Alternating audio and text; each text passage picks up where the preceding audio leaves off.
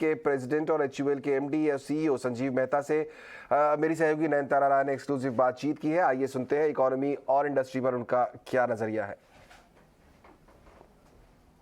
आज हमारे साथ इस बड़े इंटरव्यू के लिए हैं मिस्टर संजीव मेहता, फिक्की के प्रेसिडेंट और HUL के top boss. Mister Mehta, thank you, आज आपने हमें दिल्ली में थोड़ा समय दिया है। Always a pleasure. हमें हर बार अच्छा लगता है नयनतारा आपसे डिस्कस करने के लिए।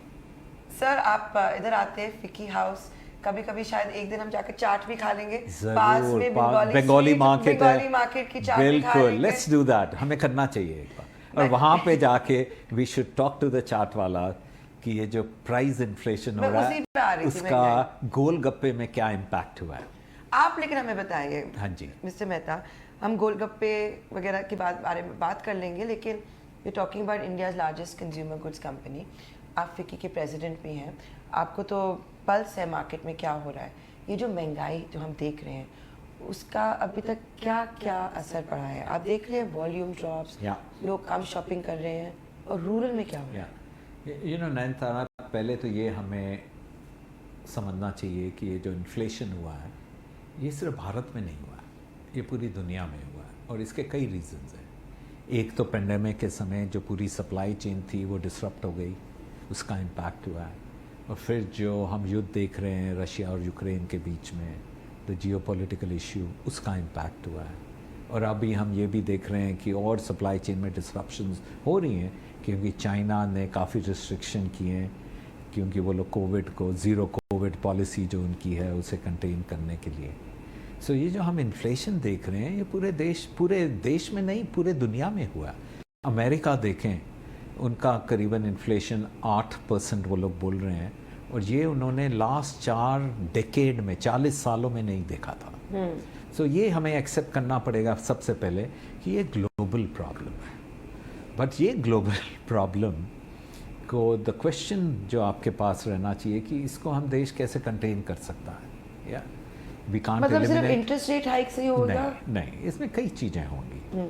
देखो, हमारे लिए 2 इम्पॉर्टेंट चीज़ें हैं देश के लिए।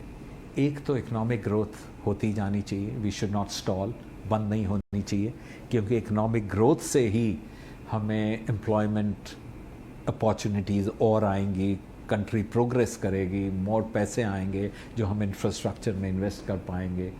और दूसरी चीज़ है कि जो इन्फ्लेशन है ये हमेशा गरीबों को ज़्यादा हर्ट करता है, तो इन्फ्लेशन को भी कंटेन करना पड़ेगा। और इसके लिए आपको ये देखना होगा कि दोनों, जो मॉनेटरी पॉलिसी है और फिस्कल पॉलिसी है, इन दोनों का रोल है। अगर आप मॉनेटरी पॉलिसी देखें कि ये जो इंटरेस्ट रेट हाइक है ये इनएविटेबल है। अगर अमेरिका का फेड इंटरेस्ट रेट हाइक करेगा और अगर हमने नहीं किया हाइक, एक तो यहाँ पे इन्फ्लेशन कंटेन नहीं होगा, दूसरा सब पैसा वहाँ चला जाएगा। जा तो रही है ऑलरेडी सर। नहीं, आप देख लीजिए कि हो क्या रहा है। So one is it has to be in tandem and you have to play that role.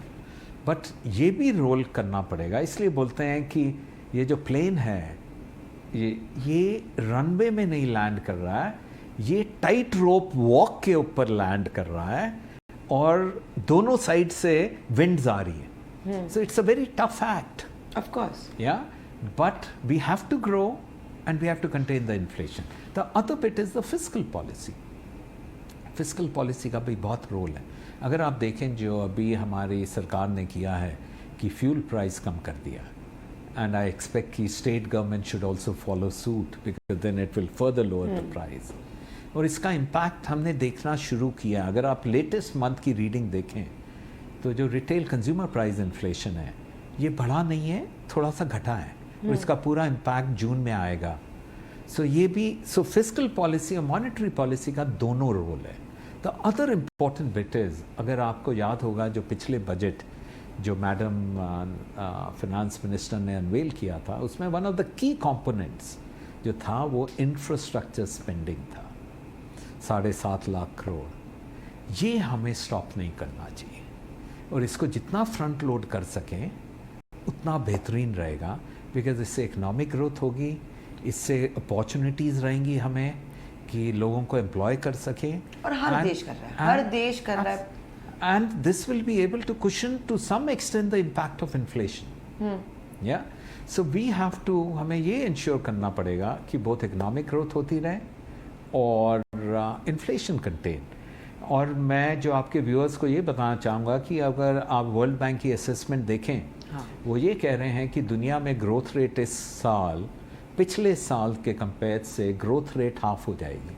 या last year the world grew at about 5.8 और समथिंग और 5.7, now they are talking about 2.9। लेकिन ये बोल रहे हैं कि अभी भी इंडिया असेस सबसे- करें, इंडिया सबसे ज़्यादा ग्रो सबसे शानदार। Yeah, it will be one of the fastest growing large economies at above 7%. So इससे ये भी indicate होता है कि institutions like World Bank, who have so much of information at their disposal, it's a kind of vote of confidence. बिल्कुल, दुनिया भर की जो ग्रोथ है उसमें भारत आउट परफॉर्म करता दिखाई दे रहा है। सबसे अच्छी ग्रोथ वहां दिख रही है, ये कह रहे हैं संजीव मेहता जी। और साथ ही इस समय जो एक बड़ी चिंता है भारत के लिए, इकोनॉमी के लिए पूरी, वो है महंगाई। उसको हालांकि रिजर्व बैंक और भारत सरकार दोनों अपनी तरफ से कोशिश करके कंट्रोल करने की कोशिश कर रही हैं। चलिए